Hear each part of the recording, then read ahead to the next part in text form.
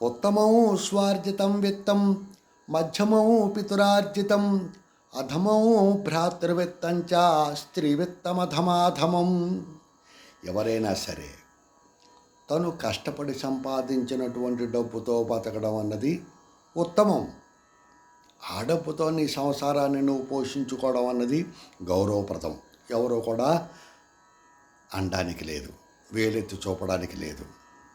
అలా కాకుండా తండ్రి సంపాదన మీద ఆధారపడి బతకడం అన్నది మధ్యమం. లేదా తండ్రి ఇచ్చినటువంటి ఆస్తిపాస్తులను అనుభవిస్తూ కూర్చుని తింటున్నప్పటికీ కూడా అది మధ్యమం. అయితే జనాలు అడగడానికి సరిపోతారు. ఎన్నాళ్ళు అలా కూర్చుని తింటావురా, 4 రాళ్ళు నువ్వు కూడా సంపాదించుకోవచ్చు కదా, కూర్చుని తింటే కొండలైనా కరిగిపోతాయి కదా, ఇలాగా అనడానికి సరిపోతారు జనాలు. కాబట్టి అది మంచి పద్ధత కాదు. నువ్వు సంపాదించాలి. పెద్దలు ఇచ్చినటువంటి ఆస్తులు ఉన్నప్పటికీ కూడా నువ్వు కూడా కష్టపడి బతకడం మంచిది.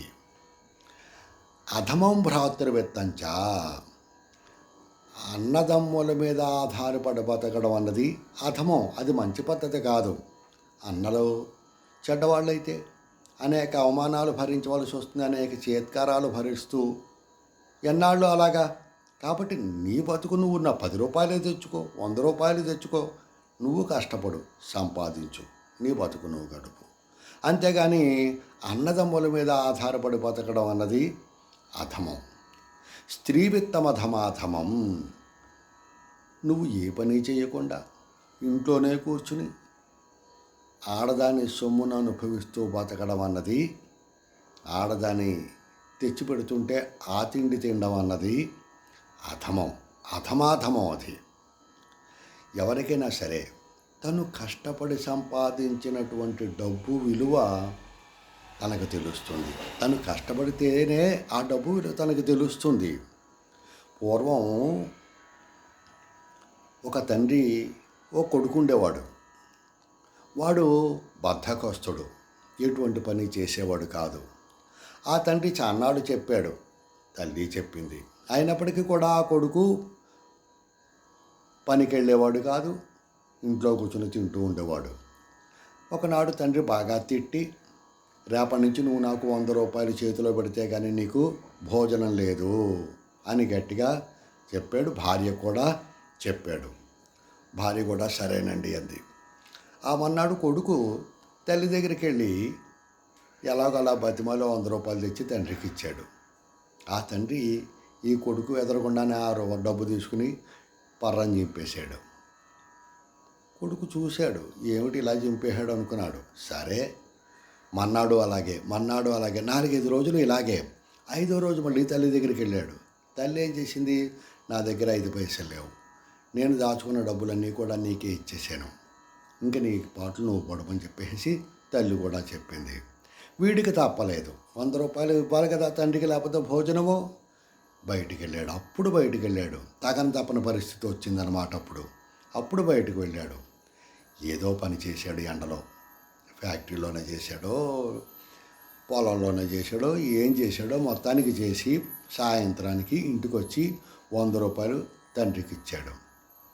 ఆ తండ్రి ఏం చేశాడు, యథాప్రకారం మామూలుగానే ఆ 100 రూపాయలు తీసుకుని పర్రాని చెప్పేశాడు.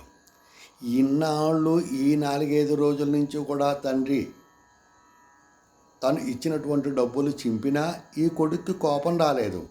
ఆ వేళ పొద్దున్నే పోయి ఎండలో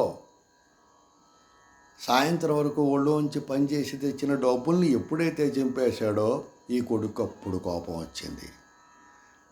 అప్పుడు తండ్రిని తిట్టడం మొదలెట్టాడు. అప్పుడు తండ్రి అన్నట్ట, ఇప్పుడు నీకు డబ్బు విలువ తెలిసింది కదా నాయనా, మరి ఇన్నాళ్ళు నేను ఇలాగే కష్టపడి తెచ్చి ఈ సంసారాన్ని పోషిస్తుంటే నువ్వు హాయిగా కూర్చుని తింటూ ఉంటే మరి నాకెలా ఉంటుంది, ఎన్నాళ్ళు నేను మాత్రం నీకు పెట్టగలను అనేసరికి అప్పుడు కొడుక్కి ఆ డబ్బు విలువ తెలిసింది. అప్పటి నుంచి వాడు కష్టపడి పని చేస్తూ మంచివాడని పేరు తెచ్చుకున్నాడు అనమాట. అలాగే ఈ శ్లోకం వల్ల మనకి తెలిసేదేమిటి, తను సంపాదించి తను బతుకు గడపడం అన్నది మంచి పద్ధతి. తండ్రి ఇచ్చినటువంటి ఆస్తులు అనుభవించినప్పటికీ కూడా తను కూడా పని చేయాలి. ఒకవేళ అలా పని చేయకుండా పోనీ ఓకే, ఆ తండ్రి ఇచ్చిన ఆస్తుల మీద బతకడం అన్నది మధ్యమం. కానీ అన్నదమ్ముల మీద ఆధారపడి బతకడం అన్నది అధమం. ఆడదాని సంపాదన మీద ఆధారపడి బతకడం అన్నది అధమాధమం అని ఈ శ్లోకంలో మనకి తెలుస్తోందన్నమాట.